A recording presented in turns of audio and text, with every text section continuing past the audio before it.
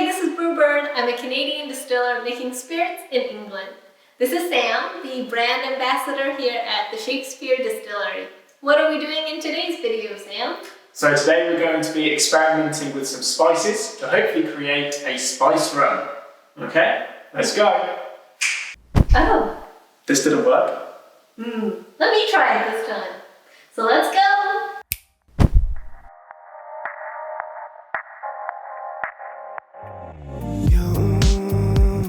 You should have seen the way that you bloom. I think I saw your face in the moon. I promise I'll be. This is part 5 of the Journey into Rum series. The links to the previous parts are in the description below. So while we're fine-tuning the production process for our white rum in the iStill, we also need to get started developing our spiced rum. We're going to launch our white rum and our spiced rum around the same time.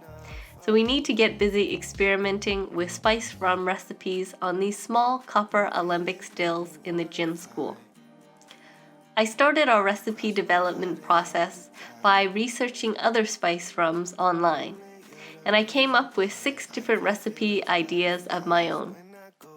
Sam looked them over, and he took his favorite elements from my recipes and combined them to make a new recipe.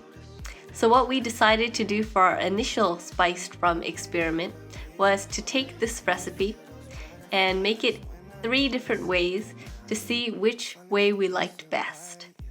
In the first experiment, we distilled our botanicals in the low wines, which is the spirit we got from our initial stripping run on the iStill. Our second experiment was to take these same botanicals and distill them in the spirit that had been distilled twice in the iStill.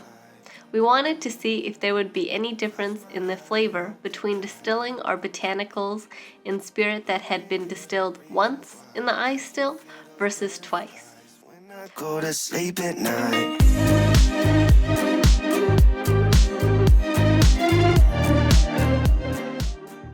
Our third experiment was to macerate the botanicals in spirit that had already been through 2 distillations in the iStill.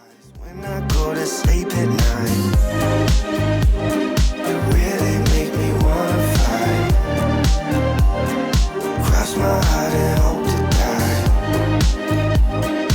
Lonely, you're the reason. We decided that we liked the flavor best in the 2 experiments where the botanicals had been distilled.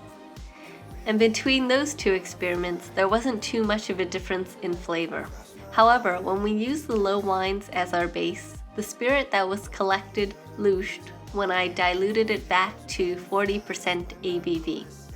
So for every following spiced rum experiment, I just used our white rum that had been through 2 distillations on the iStill.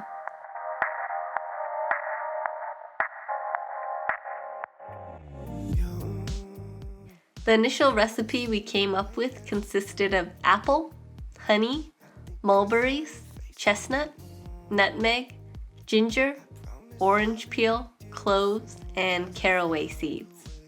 I initially thought that the honey was the cause of the looshing, so we omitted honey from our recipe later on. Usually I'll make 2 or 3 spiced rum recipes at a time, so I'll have a few copper alembic stills running. I run each distillation the same way and collect the same volume of heads and hearts during each distillation to minimize any differences between each spiced rum experiment. Then I dilute each experiment down to 40% ABV with RO water and let it sit in the cupboard for at least a day before I prepare samples from each experiment.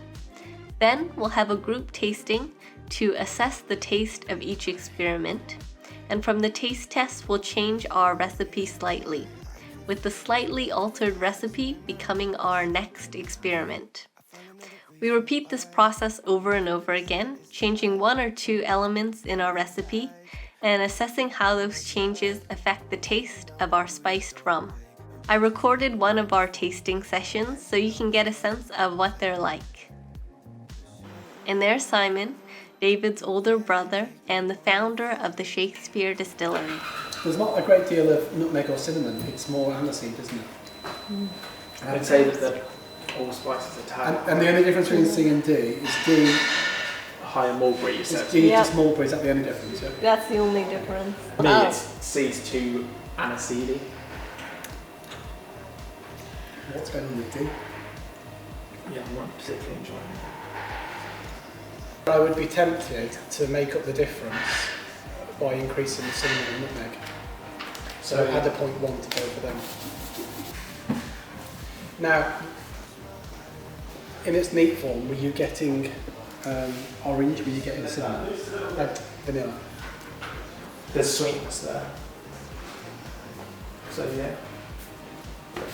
Part of that sweetness is going to come from the mulberry there, right? As well. So I don't think we're ever actually going to taste specifically vanilla, but I think you'll taste that sweet fruit, which is the vanilla, with the mulberry. We've changed the type of botanicals and the amount of some of the botanicals very slightly, and now I'm distilling the new recipes. We've changed our recipe considerably from the original one in that we stopped using apple and we decided to have mulberry as the main fruit element. Also, while we used fresh orange peel originally, we switched to using dried orange peel. One day when we were getting close to finishing our spiced rum recipe, Sam brought in some spiced rums from his extensive home collection for us to see what our competition was like in the spiced rum market. Taste. It tastes like old bananas to me. Yeah, there is that banana profile, you're right. It's like cider rum, I don't like that at all. vinegary cider rum. There's nothing I don't to like that. that at all. No. That's not a spiced rum. Where's the spice? I think that's the worst one for me. Spice rum that I got and loved so much that I got Simon for his birthday last year. I was like, it's just so good. Yeah. I've had some rum and coke there. And He's never loved anything enough to give anything from me for my birthday. no, I think quite you good. don't. I've done 21 spiced rum experiments in total, and you can see in these plastic containers just a few of my many experiments over the past 2 months. In our last set of experiments, we tried replacing a small amount of our citrus element, the orange peel, with a different citrus fruit.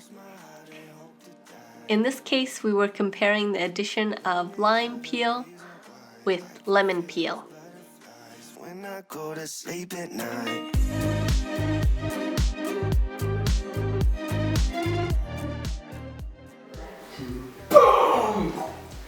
Yeah. We've got good tongues, guys. Yeah, but there's almost like a bit more to it with the lime. There's a little bit more hit in your palate. Do you like it with the lime? It is I prefer the first one. I did as well. That was really nice. And there was like a spiciness. concur? We all agreed that the one with lime was the better of the two experiments. The lime gave the rum a fresh and zesty note and seemed to brighten up all the other flavors. We're pretty much there with our final spiced rum recipe, and the botanicals we have in there now are mulberries, vanilla bean, chestnut, cinnamon, mace, ginger, clove, allspice, orange peel, and lime peel. I thought my work was just about done when Simon suddenly said he also wanted us to experiment with making a pineapple rum and brought in a big pineapple for me to play with. I promise I'll be with you as soon as I find a way up. Yeah. 'Cause you're farther than a kiss on the phone. I decided that our first step in making pineapple rum was to do a quality control check with the pineapple. Ooh!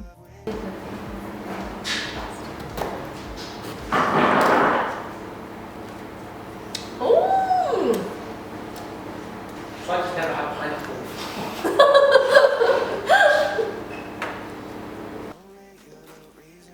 Then I chopped up some of the pineapple, including the skin, into very fine bits.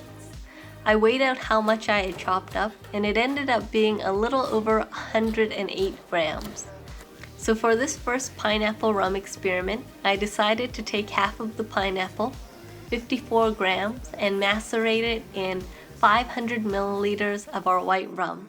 And in another experiment, I decided to distill 54 grams of pineapple in 500 milliliters of our white rum to see what the difference in flavor will be. All the stars in one place. 'Cause you really make me wanna fly. Cross my heart and hope to die. I think that will be a good place to start, but I wonder how many experiments it will take to get the pineapple rum recipe right. I hope you enjoyed the video on us experimenting, creating a spiced rum. In the meantime, please support the channel by giving this video a thumbs up and hit the subscribe button for more distilling videos. This is Brewbird. And this is Sam. Sending good vibes your way. We'll see you next time. See you later.